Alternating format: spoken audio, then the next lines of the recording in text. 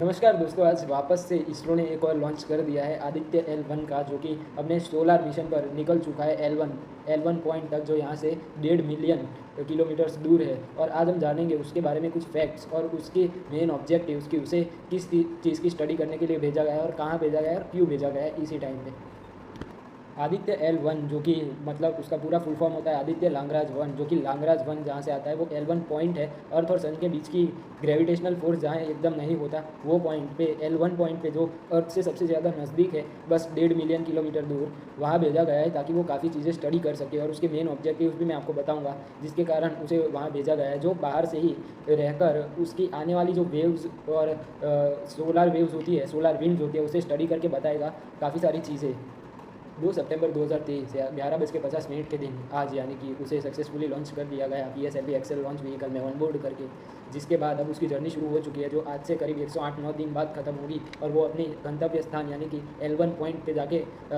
अपनी रोटेशन शुरू कर देगा, वहाँ पे जहाँ पे वो स्टेबलाइज भी रह पाएगा, क्योंकि वही एक ऐसा पॉइंट होता है जहाँ पे सन की ग्रेविटी और अर्थ की ग्रेविटी स्टेबलाइज हो जाती है, और वहाँ पे स्टेबल रह के कई सालों तक रिसर्च की जा सकती है। यही एक बड़ा कारण था कि उसे यहाँ भेजा गया L1 पॉइंट पे। और ये सेम ही वो पॉइंट्स में से आता है, जो 5 पॉइंट्स में से, जिनमें से एक पॉइंट पे द जेम्स वेब टेलीस्कोप को रखा गया है, जो कि है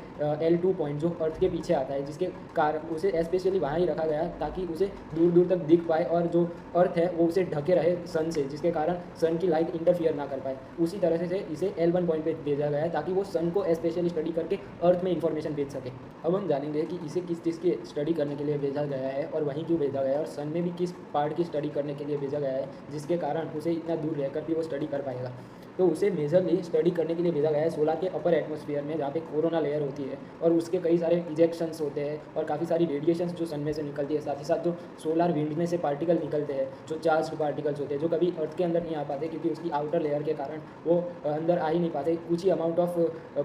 रेज या एक्सरेज या फिर विजिबल लाइट ही अंदर आ पाती है। तो जो बची हुई लाइट्स होती है या बची हुई रेज होती है, उन्हें स्टडी करने के लिए भेजा गया है उसे। अब ये कोरोना लेयर पे इतना ज़्यादा फोकस इसलिए किया जा रहा है क्योंकि कोरोना लेयर की जो इतनी ज़्यादा हीट है, वो कोई भी अभी तक प्रेडिक्ट नहीं कर पाया कि वो उतना ज़्यादा हीटेड क्यों हो जाता है। उसका एक कारण है कि जैसे हमारी पृथ्वी में भी अलग अलग पार्ट्स होते हैं, जिसमें कोर आता है, मेंटल आता है, सरफेस आता है, और ऐसे अलग अलग पार्ट्स में डिवाइडेड है हमारी धरती as close to the radius देखा जाए कि कितना डेप्थ में है। जैसे कि सबसे ज़्यादा डेप्थ में कोर आता है, फिर अपर लेयर आती जाती है, उसके बाद वैसे ही सन में भी होता है कि काफ़ी सारी लेयर्स से बना है सन, उसी में कोर सबसे ज़्यादा हीटेड जगह होती है। पर बीच के सारे जो पार्ट्स होते हैं वो स्पेशली